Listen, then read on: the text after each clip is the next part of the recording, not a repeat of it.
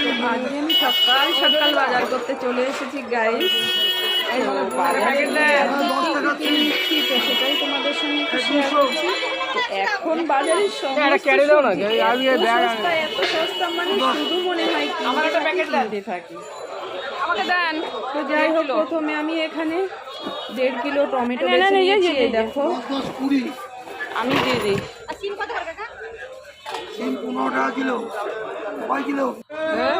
আর নিচ্ছি এখানে গাজর, দেখতেই পাচ্ছ। আর গাজর খাওয়া খুবই উপকারী।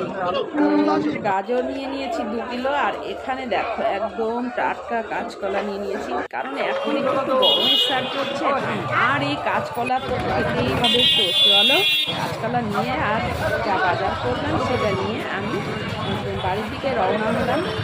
তো আমার বাড়িতে মাছ আছে, তো মাছটা নিয়ে এই ছিল